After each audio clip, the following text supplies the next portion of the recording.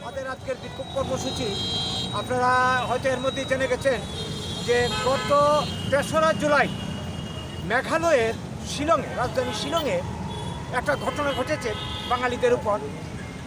সেখানকার খাসিয়া এবং খুব সম্ভবত গারো সম্প্রদায়ের জনজাতি অংশের কিছু লোক ২০-২৫ জন আমাদের কিছু ছেলে, বাঙালি ছেলে বাস্কেটবল খেলতে গেছিল শিলং শহরে।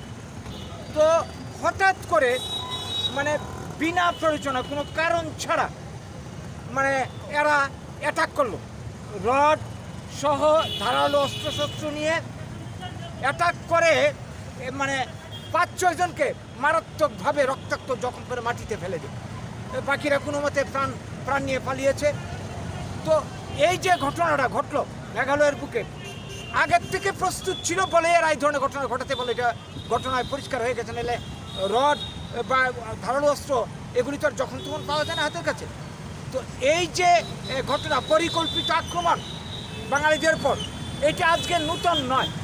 এই মেঘালয়ের উপর গত মার্চ মাসে এই ধরনের ঘটনা ঘটেছিল বলাগড় এবং একটা জায়গা আছে এখানের মধ্যে, মেঘালয়ের প্রত্যন্ত জায়গাতে, শিলং থেকে একটু দূরে।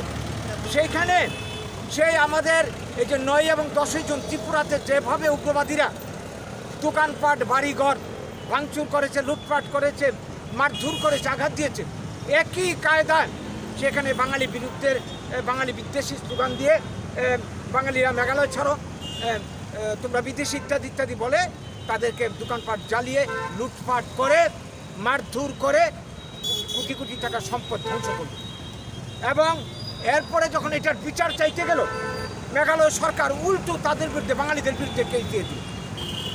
এই যে অবস্থা ৭৯ সাল থেকে এই পরিস্থিতি মেঘালয়ের উপর চলছে, এখন পর্যন্ত চলছে। যখন এনআরসি ঘোষণা হয় আসামের বুকে এবং ২০ লক্ষের উপর বাঙালিকে এখানে রাষ্ট্রহীন করা হয়, তখনই এখানে আবার নতুন করে স্লোগান উঠেছিল মণিপুরে, গোটা উত্তর পূর্বাঞ্চলে।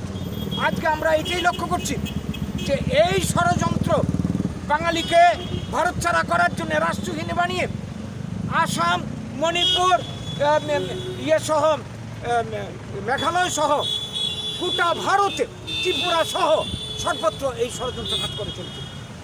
তো এর বিরুদ্ধে আমাদের আজকের এই বিক্ষোভ।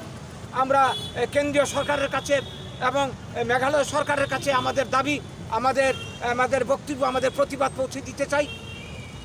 আমরা যারা এই ঘটনার সঙ্গে যারা যুক্ত তাদের যাতে অনতিবিলম্বে গ্রেফতার করে উপযুক্ত শাস্তির ব্যবস্থা করা হয়। এবং এই ধরনের কাজ যদি চলতে থাকে, সরকার যদি তার চেক না দেয়, এই মেঘালয় কি ইন্ডিয়ার বাইরে? এটা তো ইন্ডিয়া। তো ইন্ডিয়ার মধ্যে ইন্ডিয়ার মানুষ, বাঙালিরা সবাই যদি থাকতে পারে, আজকে ত্রিপুরার কথা দেখেন, ত্রিপুরাতে তো সব জাতির মানুষ আছে, তো অন্যেরা থাকতে পারবে সব স্টেটে, বাঙালিরা পারবে না। বাঙালি হয়ে জন্মগ্রহণ করা কি আমাদের কোনো অপরাধ হলো? দেশের জন্য, স্বাধীনতার জন্য সব কিছু মিলিয়ে দিল, এই বাঙালি এইভাবে সারা দেশে পরে পরে মার খাবে, এটা আমরা মেনে নিতে পারি না। তাই আজকে আমাদের এই প্রতিবাদ, এই বিক্ষোভ, এই আন্দোলন চলতে থাকবে। আমরা আমাদের লক্ষ্যে পৌঁছার আগ পর্যন্ত এই আন্দোলন আমরা চালিয়ে যাও। আমরা জানি এই সমস্যার সমাধান একমাত্র হতে পারে বাঙালিদের জন্য। আমরা যেটা চাইছি যে সংবিধানের ৩ নং ধারা অনুযায়ী যদি আজকে বাঙালি স্থান করা হয়, এটা সাংবিধানিক দাবি, এটা সাংবিধানিক দাবি। ভারতবর্ষের অন্যান্য রাজ্য যেভাবে পুনর্গঠন করা হয়েছে